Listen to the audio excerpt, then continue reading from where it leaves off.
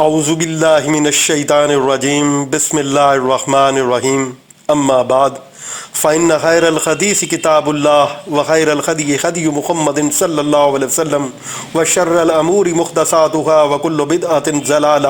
پھر اللہ تعالیٰ کا اپنی رحمت کاملہ سے بارش برسانا اور اس سے مردہ زمین کو زندہ کر دینا، اس سے اناج اور کھیتیاں پیدا کرنا، چاروں طرف ریل پیل کر دینا، زمین میں مختلف قسم کے چھوٹے بڑے کارآمد جانوروں کو پیدا کرنا، ان سب کی حفاظت کرنا، انہیں روزیاں پہنچانا، ان کے لیے سونے بیٹھنے چرنے چگنے کی جگہ تیار کرنا، ہواؤں کو پورب پچھم چلانا، کبھی ٹھنڈی کبھی گرم کبھی کم کبھی زیادہ، بادلوں کو آسمان و زمین کے درمیان مسخر کرنا، انہیں ایک طرف سے دوسری طرف لے جانا، ضرورت کی جگہ برسانا وغیرہ، یہ سب اللہ تعالیٰ کی قدرت کی نشانیاں ہیں جن سے عقل مند اپنے اللہ کے وجود کو اور اس کی وحدانیت کو پا لیتے ہیں۔ جیسے اور جگہ فرمایا کہ آسمان و زمین کی پیدائش اور رات دن کے آنے جانے میں عقل مندوں کے لیے نشانیاں ہیں جو اٹھتے بیٹھتے لیٹتے اللہ تعالیٰ کا نام لیا کرتے ہیں اور زمین و آسمان کی پیدائش میں غور و فکر سے کام لیتے ہیں اور کہتے ہیں کہ اے ہمارے رب تو نے انہیں بیکار نہیں بنایا، تیری ذات پاک ہے، تو ہمیں جہنم کے عذاب سے بچا۔ حضرت عبداللہ بن عباس رضی اللہ تعالیٰ عنہ فرماتے ہیں کہ قریشی رسول اللہ صلی اللہ علیہ وسلم کے پاس آئے اور کہنے لگے آپ اللہ تعالیٰ سے دعا کیجئے کہ وہ صفا پہاڑ کو سونے کا بنا دے، ہم اس سے گھوڑے اور ہتھیار وغیرہ خریدیں اور تیرا ساتھ دیں اور ایمان بھی لائیں۔ آپ نے فرمایا پختہ وعدہ کرتے ہو؟ انہوں نے کہا ہاں پختہ وعدہ ہے۔ آپ صلی اللہ علیہ وسلم نے اللہ تعالیٰ سے دعا کی، حضرت جبرائیل علیہ السلام نے فرمایا تمہاری دعا تو قبول ہے، لیکن اگر یہ لوگ پھر بھی ایمان نہ لائے تو ان پر اللہ کا وہ عذاب آئے گا جو آج سے پہلے کسی پر نہ آیا ہو۔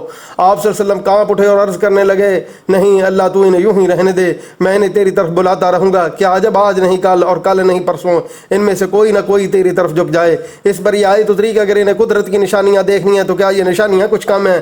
ایک اور شان نزول بھی مروی ہے کہ جب آیت وَإِلَٰهُكُمْ اتری تو مشرکین کہنے لگے ایک اللہ تمام جہاں کا بندوبست کیسے کرے گا۔ اس پر یہ آیت نازل ہوئی کہ وہ اللہ اتنی بڑی قدرت والا ہے۔ بعض روایتوں میں ہے اللہ کا ایک ہونا سن کر انہوں نے دلیل طلب کی جس پر یہ آیت نازل ہوئی اور قدرت کے نشان ہائے ان پر ظاہر کیے گئے۔ وَمِنَ النَّاسِ مَن يَتَّخِذُ مِن دُونِ اللَّهِ أَندَادًا يُحِبُّونَهُمْ كَحُبِّ اللَّهِ وَالَّذِينَ آمَنُوا أَشَدُّ حُبًّا لِلَّهِ وَلَوْ يَرَى الَّذِينَ ظَلَمُوا إِذْ يَرَوْنَ الْعَذَابَ أَنَّ الْقُوَّةَ لِلَّهِ جَمِيعًا وَأَنَّ اللَّهَ شَدِيدُ الْعَذَابِ استبر الذين اتبعوا من الذين اتبعوا ورأوا العذاب وتقطعت بهم الأسباب وقال الذين اتبعوا لو أن لنا قرة فنتبرأ منهم كما تبرأوا منا كذلك يريهم الله أعمالهم حسرات عليهم وما هم بخارجين من النار۔ بعض لوگ ایسے بھی ہیں جو اللہ کے شریک اوروں کو ٹھہرا کر ان سے ایسی محبت رکھتے ہیں جیسی اللہ سے، ایماندار اللہ تعالیٰ کی محبت میں بہت سخت ہوتے ہیں۔ کاش کہ یہ مشرک لوگ جانتے جبکہ اللہ کے عذابوں کو دیکھ کر جان لیں گے کہ تمام طاقت اللہ ہی کو ہے اور اللہ تعالیٰ کے عذاب سخت ہیں تو ہرگز شرک نہ کرتے۔ جس وقت پیشوا لوگ اپنے تابع داروں سے بیزار ہو جائیں گے اور عذابوں کو اپنی آنکھوں سے دیکھ لیں گے اور کل رشتے ناتے ٹوٹ جائیں گے اور تابع دار لوگ کہنے لگیں گے کہ کاش ہم پھر دنیا کی طرف دوبارہ جائیں تو ہم بھی ان سے ایسے ہی بیزار ہو جائیں جیسے یہ ہم سے۔ اسی طرح اللہ تعالیٰ انہیں ان کے اعمال کو دکھائے گا، ان پر حسرت و افسوس ہے، یہ ہرگز جہنم سے نہ نکلیں گے۔ محبت الہ اپنی پسند ہے۔ اس آیت میں مشرکین کا دنیاوی اور اخروی حال بیان ہو رہا ہے۔ یہ اللہ کا شریک مقرر کرتے ہیں، اس جیسا اوروں کو ٹھہراتے ہیں، پھر ان کی محبت اپنے دل میں ایسی ہی جماتے ہیں جیسے اللہ کی ہونی چاہیے، حالانکہ وہ معبود برحق صرف ایک ہی ہے، وہ شریک اور حصہ داری سے پاک ہے۔ بخاری و مسلم میں عبداللہ بن مسعود رضی اللہ تعالیٰ عنہ سے روایت ہے، فرماتے ہیں میں نے پوچھا یا رسول اللہ صلی اللہ علیہ وسلم سب سے بڑا گناہ کیا ہے؟ آپ صلی اللہ علیہ وسلم نے فرمایا اللہ کے ساتھ شرک کرنا، حالانکہ پیدا اسی اکیلے نے کیا ہے۔ پھر فرمایا ایماندار اللہ تعالیٰ کی محبت میں بہت سخت ہوتے ہیں، ان کے دل عظمت الہی اور توحید ربانی سے معمور ہوتے ہیں، وہ اللہ کے سوا دوسرے سے ایسی محبت نہیں کرتے، کسی اور سے التجا کرتے ہیں، نہ دوسروں کی طرف جھکتے ہیں، نہ اس کی پاک ذات کے ساتھ کسی کو شریک ٹھہراتے ہیں۔ پھر ان مشرکین کو جو اپنی جانوں پر شرک کے بوجھ کا ظلم کرتے ہیں انہیں اس عذاب کی خبر پہنچاتا ہے کہ اگر یہ اسے دیکھ لیں تو یقین ہو جائے کہ قدرتوں والا صرف اللہ تعالیٰ ہی ہے، تمام چیزیں اسی کے متحد اور زیر فرمان ہے اور اس کا عذاب بھی بڑا باری ہے۔ جیسے اور جگہ ہے کہ اس دن نہ تو اس کے عذاب جیسا کوئی عذاب کر سکتا ہے، نہ اس کی پکڑ جیسی کسی کی پکڑ ہو سکتی ہے۔ دوسرا مطلب یہ بھی ہے کہ اگر انہیں اس منظر کا علم ہوتا تو یہ اپنی گمراہی اور شرک و کفر پر ہرگز نہ اڑتے۔ اس دن ان لوگوں نے جن جن کو اپنا پیشوا بنا رکھا تھا وہ سب ان سے الگ ہو جائیں گے، فرشتے کہیں گے اللہ ہم ان سے بیزار ہیں، یہ ہماری عبادت نہیں کرتے تھے، اللہ تیری ذات پاک ہے، تو ہی ہمارا ولی ہے۔ یہ لوگ تو جنات کی عبادت کرتے تھے، انہی پر ایمان رکھتے تھے، اسی طرح جنات بھی ان سے بیزاری کا اعلان کریں گے اور اور صاف صاف ان کے دشمن ہو جائیں گے اور عبادت سے انکار کریں گے۔ اور جگہ قرآن میں ہے کہ یہ لوگ جن جن کی عبادت کرتے تھے وہ سب کے سب قیامت کے دن سیکفرون بعبادتہم ویکونون علیہم ضدا، ان کی عبادت سے انکار کریں گے اور ان کے دشمن بن جائیں گے۔ حضرت خلیل اللہ علیہ السلام کا فرمان ہے انما اتخذتم من دون اللہ اوثانا، تم نے اللہ کے سوا بتوں کی محبت دل میں بٹھا کر ان کی پوجا شروع کر دی۔ قیامت کے دن وہ تمہاری عبادت کا انکار کریں گے اور آپس میں ایک دوسرے پر لعنت بھیجیں گے اور تمہارا ٹھکانہ جہنم ہوگا اور تمہارا مددگار کوئی نہ ہوگا۔ اسی طرح اور جگہ ہے وَلَوْ تَرَىٰ إِذِ الظَّالِمُونَ، یعنی یہ ظالم رب کے سامنے کھڑے ہوں گے اور اپنے پیشواؤں سے کہہ رہے ہوں گے کہ اگر تم نہ ہوتے تو ہم ایماندار بن جاتے۔ وہ جواب دیں گے کہ ہم نے تمہیں اللہ پرستی سے روکا، حقیقت یہ ہے کہ تم خود مجرم تھے۔ وہ کہیں گے تمہاری دن رات کی مکاریاں، تمہارے کفرانہ احکام، تمہارے شرک کی تعلیم نے ہمیں پھانس لیا۔ ان سب دل سے نادم ہوں گے اور ان کی گردنوں میں ان کے برے اعمال کے طوق ہوں گے۔ اور جگہ کہ اس دن شیطان بھی کہے گا ان اللہ وعدکم وعد اللہ الحق وعد الحق، یعنی اللہ کا وعدہ تو سچا تھا اور میں تمہیں جو سبز باغ دکھایا کرتا تھا وہ محض دھوکہ تھا، لیکن تم پر میرا کوئی زور تو نہیں تھا، میں نے تمہیں صرف کہا اور تم نے منظور کر لیا۔ اب مجھے ملامت کرنے سے کیا فائدہ؟ اپنی جانوں کو لعنت ملامت کرو، نہ میں تمہاری مدد کر سکتا ہوں نہ تم میری، تمہارے اگلے شرک سے میرا کوئی واسطہ نہیں، جان لو کہ ظالموں کے لیے دردناک عذاب ہے۔ پھر فرمایا کہ وہ عذاب دیکھ لیں گے اور تمام اسباب منقطع ہو جائیں گے، نہ کوئی بھاگنے کی جگہ رہے گی نہ چھٹکارے کی کوئی صورت نظر آئے گی، دوستیاں کٹ جائیں گے، رشتے ٹوٹ جائیں گے، اور بلا دلیل باتیں ماننے والے، بے وجہ اعتقاد رکھنے والے، پوجا پاٹ اور اطاعت کرنے والے جب اپنے پیشواؤں کو اس طرح بری الذمہ ہوتے دیکھیں گے تو نہایت حسرت و یاس سے کہیں گے کہ اگر اب ہم دنیا میں لوٹ جائیں تو ہم بھی ان سے ایسے ہی بیزار ہو جائیں جیسے یہ ہم سے ہوئے، نہ ان کی طرف التفات کریں، نہ ان کی باتیں مانیں، نہ انہیں شریک اللہ سمجھے بلکہ اللہ واحد کی خالص عبادت کریں۔ حالانکہ اگر در حقیقت یہ لوٹائے بھی جائیں تو وہی کریں گے جو سے پہلے کرتے تھے، جیسے فرمایا لو ردوا لعادوا لما نہوا عنہ، اسی لیے یہاں فرمایا اللہ تعالیٰ ان کے کرتوت اسی طرح دکھائے گا،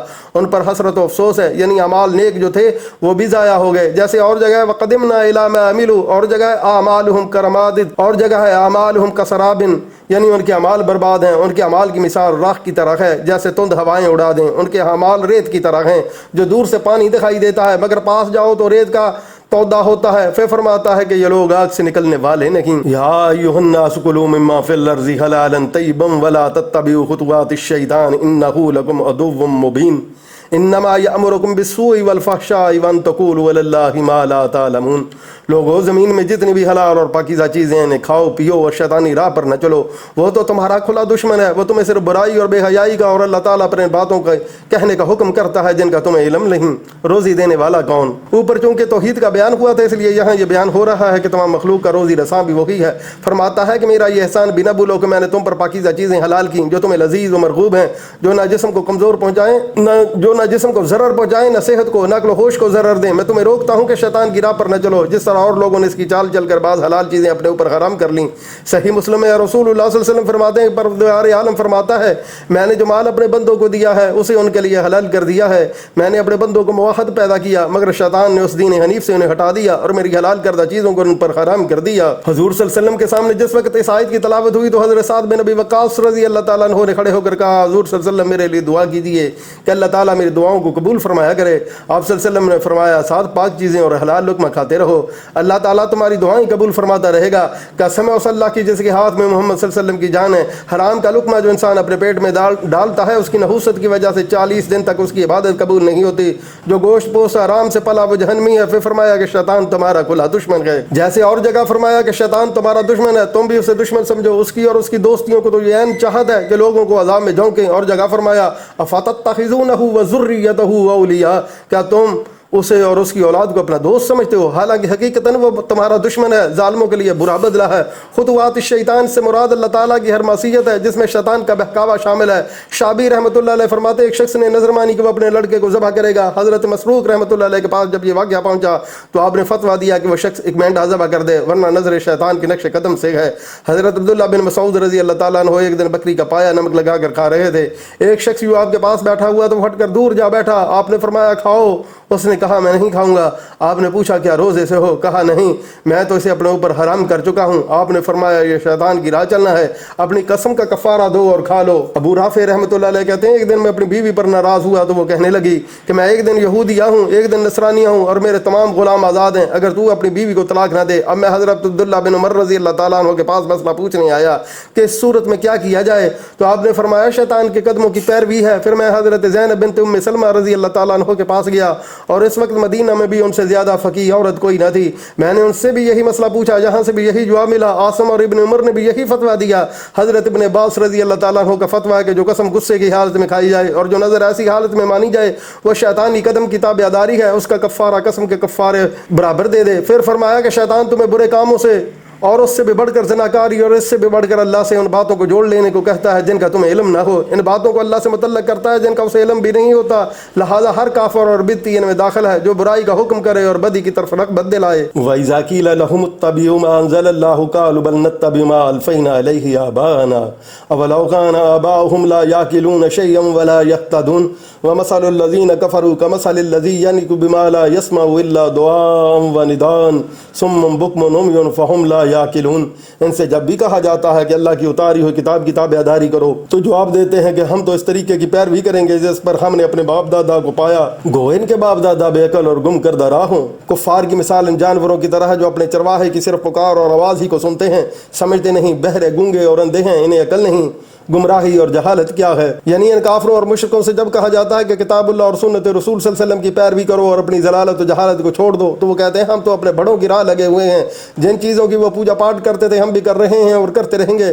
جس کے جواب میں قرآن کہتا ہے کہ وہ تو فہم و ہدایت سے غافل تھے. یہ آج یہودیوں کے بارے میں اتری ہے. پھر ان کی مثال دی کہ جس طرح چرنے چگنے والے جانور اپنے چرواہے کی کوئی بات صحیح طور سے سمجھ نہیں سکتے, صرف آواز کانوں میں پڑتی ہے اور کلام کی بھلائی برائی سے بے خبر رہتے ہیں, اسی طرح یہ لوگ بھی ہیں. یہ مطلب بھی ہو سکتا ہے کہ جن جن کو یہ اللہ کے سوا پوچھتے ہیں اور ان سے اپنی حاجتیں اور مرادیں مانگتے ہیں وہ نہ سنتے ہیں, نہ جانتے ہیں, نہ دیکھتے ہیں, نہ ان میں زندگی ہے, نہ انہیں کچھ احساس ہے.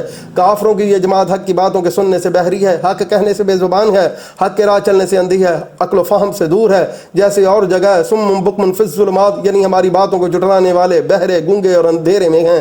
جیسے خدا چاہے گمراہ کرے اور جسے وہ چاہے سیدھی راہ لگا دے. یا ایھا الذین آمنوا کلوا من طیبات ما رزقناکم واشکروا للہ ان کنتم ایاہ تعبدون. انما حرم علیکم المیتۃ والدم ولحم الخنزیر وما اہل بہ لغیر اللہ فمن استر غیر باغ ولا عاد فلا اثم علیہ ان اللہ غفور رحیم. ایمان والو, جو پاکیزہ چیزیں ہم نے تمہیں دے رکھی ہیں انہیں کھاؤ پیو اور اللہ کا شکر کرو. اگر تم خاص اسی کی عبادت کرتے ہو, تم پر صرف مردہ اور بہا ہوا خون اور سور کا گوشت اور ہر وہ چیز جو اللہ کے سوا دوسرے کے نام پر مشہور کی جائے حرام ہے. پھر بھی جو مجبور ہو جائے وہ حد سے بڑھنے والا اور زیادتی کرنے والا نہ ہو, اس پر ان کے کھانے میں کوئی گناہ نہیں. اللہ تعالیٰ بخشش کرنے والا ہے. حلال اور حرام کیا ہے؟ اس آیت میں اللہ تعالیٰ اپنے بندوں کو حکم دیتا ہے کہ تم پاک صاف اور حلال و طیب چیزیں کھایا کرو اور میری شکر گزاری کرو. لقمہ حلال دعا اور عبادت کی قبولیت کا سبب ہے اور لقمہ حرام عدم قبولیت کا. مسند احمد میں حدیث ہے, رسول اللہ صلی اللہ علیہ وسلم فرماتے ہیں لوگو اللہ تعالیٰ پاک ہے, وہ پاک چیز کو قبول فرماتا ہے. اس نے رسولوں کو اور ایمان والوں کو حکم دیا کہ وہ پاک چیزیں کھائیں اور نیک اعمال کریں. فرمان ہے یا ایھا الرسل کلوا من طیبات, اور فرمایا یا ایھا الذین آمنوا کلوا من طیبات ما رزقناکم. پھر آپ صلی اللہ علیہ وسلم نے فرمایا کہ ایک شخص لمبا سفر کرتا ہے, وہ پراگندہ بالوں والا غبار آلود ہوتا ہے, اپنے ہاتھ آسمان کی طرف اٹھا کر دعا کرتا اور گڑ گڑا کر اللہ تعالیٰ کو پکارتا ہے, لیکن اس کا کھانا پینا لباس اور غذا سب حرام کے ہیں, اس لیے اس کی اس وقت کی ایسی دعا بھی قبول نہیں ہوتی. حلال چیزوں کا ذکر کرنے کے بعد حرام چیزوں کا بیان ہو رہا ہے کہ تم پر مردار جانور جو اپنی موت آپ مر گیا ہو, جسے شرعی طور پر ذبح نہ کیا گیا ہو, حرام ہے. خواہ کسی نے اس کا گلا گونٹ دیا ہو یا لکڑی اور لٹھ لگنے سے مر گیا ہو, کہیں سے گر پڑا ہو اور مر گیا ہو, یا دوسرے جانوروں نے اپنے سینگ سے اسے ہلاک کر دیا ہو, یا درندوں نے اسے مار ڈالا ہو, یہ سب میتا میں داخل ہیں اور حرام ہے. لیکن اس میں پانی کے جانور مخصوص ہیں, وہ اگرچہ خود بخود مر جائے تاہم حلال ہے. قرآن کہتا ہے احل لکم صید البحر وطعامہ. اس کا پورا بیان اس آیت کی تفسیر میں آئے گا انشاءاللہ تعالی. برنامی جانور کا مرا ہوا ملنا اور صحابہ رضی اللہ تعالیٰ عنہم کا اسے کھانا, پھر حضور صلی اللہ علیہ وسلم کو اس کی خبر ہونا اور آپ صلی اللہ علیہ وسلم کو اسے جائز قرار دینا, یہ سب باتیں حدیث میں ہیں. ایک اور حدیث میں ہے کہ سمندر کا پاک ہے, پانی پاک ہے اور اس کا مردہ حلال ہے. ایک اور حدیث میں ہے رسول اللہ صلی اللہ علیہ وسلم فرماتے ہیں 2 مردے اور 2 خون ہم پر حلال ہیں, مچھلی اور ٹڈی, کلیجی اور تلی. سورہ مائدہ میں اس کا بیان تفصیل وار آئے گا انشاءاللہ. مسئلہ مردار جانور کا دودھ اور اس کے انڈے جو اس میں ہوں نحس ہیں. امام شافعی کا یہی مذہب ہے, اس لیے کہ وہ بھی میت کا ایک جزو ہے. امام مالک سے ایک روایت میں ہے کہ تو وہ پاک ہے, لیکن میت میں شامل ہونے کی وجہ سے نجس ہو جاتی ہے. اس طرح مردار کی کھیس کھیری بھی مشہور مذہب میں ان بزرگوں کے نزدیک ناپاک ہے. گو اس میں اختلاف بھی ہے. صحابیوں کو مجوسیوں کا پنیر کھانا گو بطور اعتراض ان پر وارد ہو سکتا ہے, مگر اس کا جواب قرطبی نے یہ دیا ہے کہ دودھ بہت ہی کم ہوتا ہے. کوئی بہنے والی ایسی تھوڑی سی چیز اگر کسی مقدار میں زیادہ بہنے والی میں پڑ جائے تو کوئی حرج نہیں. نبی صلی اللہ علیہ وسلم سے گھی اور پنیر اور گورکھر کے بارے میں سوال ہوا تو آپ صلی اللہ علیہ وسلم نے فرمایا حلال وہ ہے جسے اللہ نے اپنی کتاب میں حلال بتایا, اور حرام وہ ہے جسے اللہ تعالیٰ نے اپنی کتاب میں حرام قرار دیا ہے, اور جس کا بیان نہیں وہ سب معاف ہیں. پھر فرمایا تم پر سور کا گوشت بھی حرام ہے، خواہ سے ذبح کیا ہو خواہ وہ خود مر گیا ہو۔ سور کی چربی کا حکم بھی یہی ہے، اس لیے کہ چونکہ اکثر گوشت ہی ہوتا ہے اور چربی گوشت کے ساتھ ہی ہوتی ہے، پس جب گوشت حرام ہوا تو چربی بھی حرام ہوئی۔ دوسرے اس لیے بھی کہ گوشت میں ہی چربی ہوتی ہے، اور قیاس کا تقاضا بھی یہی ہے۔ پھر فرمایا کہ جو چیز اللہ تعالیٰ کے سوا اور کسی کے نام پر مشہور کی جائے وہ بھی حرام ہے۔ جاہلیت کے زمانے میں کافر لوگ اپنے معبودان باطل کے نام پر جانور ذبح کیا کرتے تھے جنہیں اللہ تعالیٰ نے حرام قرار دیا۔ ایک مرتبہ ایک عورت نے گھڑیا کے نکاح پر ایک جانور ذبح کیا تو حسن بصری رحمۃ اللہ نے فتویٰ دیا کہ اسے نہ کھانا چاہیے، اس لیے کہ وہ ایک تصویر کے لیے ذبح کیا گیا ہے۔ حضرت عائشہ صدیقہ رضی اللہ تعالیٰ عنہ سے سوال کیا گیا کہ اجمی لوگ جو اپنے تہوار اور عید کے موقع پر جانور ذبح کرتے ہیں اور مسلمانوں کو بھی اس میں سے ہدیہ بھیجتے ہیں، ان کا گوشت کھانا چاہیے یا نہیں؟ تو فرمایا اس دن کی عظمت کے لیے جو جانور ذبح کیا جائے اسے نہ کھاؤ، ہاں ان کے درختوں کے پھل کھاؤ۔ پھر اللہ تعالیٰ نے ضرورت اور حاجت کے وقت جب کچھ اور کھانے کو نہ ملے ان حرام چیزوں کو کھا لینا مباح کیا۔ فرمایا جو شخص بے بس ہو جائے وہ باغی اور سرکش اور حد سے بڑھ جانے والا نہ ہو، اس پر ان چیزوں کے کھانے میں گناہ نہیں، اللہ تعالیٰ بخشش کرنے والا مہربان ہے۔ باغ اور عاد کی تفسیر میں حضرت مجاہد رحمۃ اللہ علیہ فرماتے ہیں ڈاکو، رہزن، مسلمان بادشاہ پر چڑھائی کرنے والا، سلطنت اسلام کا مخالف اور اللہ تعالیٰ کی نافرمانی میں سفر کرنے والا، سبھی کے لیے اضطرار کے وقت بھی حرام چیزیں حرام ہی رہتی ہیں۔ غیر باغ کی تفسیر حضرت مقاتل بن حبان یہ بھی کرتے ہیں کہ اسے حلال سمجھنے والا نہ ہو اور اس میں لذت اور مزے کا خواہش مند نہ ہو، اسے بھون باندھ کر لذیذ بنا کر اچھا پکا کر کھایا جائے، بلکہ جیسا تیسا صرف جان بچانے کے لیے کھا لے، اور اگر ساتھ لے تو اتنا کہ زندگی کے ساتھ حلال چیز کے ملنے تک باقی رہ جائے، جب حلال چیز مل گئی اسے پھینک دے۔ حضرت ابن عباس فرماتے ہیں اسے خوب پیٹ بھر کر نہ کھائے۔ حضرت مجاہد رحمۃ اللہ علیہ فرماتے ہیں جو شخص اس کے کھانے کے لیے مجبور کر دیا جائے اور بے اختیار ہو جائے اس کا بھی یہی حکم ہے۔ مسئلہ ایک شخص بھوک کے مارے بے بس ہو گیا، اسے ایک مردار جانور نظر پڑا اور کسی دوسرے کی حلال چیز بھی دکھائی دی جس میں نہ رشتے کا ٹوٹنا ہے نہ ایذا دہی ہے، تو اسے اس دوسرے کی چیز کو کھا لینا چاہیے، مردار نہ کھائے۔ پھر آیا اس چیز کی قیمت یا وہی چیز اس کے ذمہ میں رہے گی یا نہیں، اس میں دو قول ہیں، ایک یہ ہے کہ رہے گی، دوسری یہ کہ نہ رہے گی۔ نہ رہنے والے قول کی تائید میں یہ حدیث ہے جو ابن ماجہ میں ہے۔ حضرت عباد بن شرجیل غزی رضی اللہ تعالیٰ عنہ کہتے ہیں ہمارے ہاں ایک سال قحط سالی پڑی، میں مدینہ میں گیا اور ایک کھیت میں سے کچھ بالیں توڑ کر چھیل کر دانے چبانے لگا اور تھوڑی سی بالیں اپنی چادر میں باندھ کر چلا۔ کھیت والے نے دیکھ لیا اور مجھے پکڑ کر مارا پیٹا اور میری چادر چھین لی۔ میں حضرت صلی اللہ علیہ وسلم کے پاس گیا اور آپ سے واقعہ عرض کیا تو آپ صلی اللہ علیہ وسلم نے اس شخص کو کہا اس بھوکے کو نہ تو نے کھانا کھلایا، نہ اس کے لیے کوئی اور کوشش کی، نہ اسے کچھ سمجھایا سکھایا، یہ بیچارہ اور بھوکا تھا، نادان تھا، جاؤ اس کا کپڑا واپس کر دو اور ایک وسق یا آدھا وسق گلے سے اسے دے دو۔ ایک وسق 4 من کے قریب ہوتا ہے۔ ایک اور حدیث میں ہے کہ درختوں میں لگے ہوئے پھلوں کی نسبت حضور صلی اللہ علیہ وسلم سے پوچھا گیا تو آپ نے فرمایا جو حاجت مند شخص ان میں سے کچھ کھا لے کر نہ جائے اس پر کچھ جرم نہیں۔ حضرت مجاہد رحمۃ اللہ علیہ فرماتے ہیں مطلب واحد کا یہ ہے کہ استرار اور بے بسی کے وقت بے بسی اور استرار ہٹ جائے، اتنا کھا لینے میں کوئی مذائقہ نہیں۔ یہ بھی مروی ہے کہ 3 لقموں سے زیادہ نہ کھائے، غرض ایسے وقت میں خدا کی مہربانی اور نوازش یہ حرام اس کے لیے حلال ہے۔ حضرت مسروق رحمۃ اللہ علیہ فرماتے ہیں استرار کے وقت بھی جو شخص حرام چیز نہ کھائے اور مر جائے وہ جہنمی ہے۔ اس سے معلوم ہوا کہ ایسے وقت ایسی چیز کھانی ضروری ہے، نہ کہ صرف رخصت ہی ہو۔ یہی بات زیادہ صحیح ہے، جیسے کہ بیمار کا روزہ چھوڑ دینا وغیرہ۔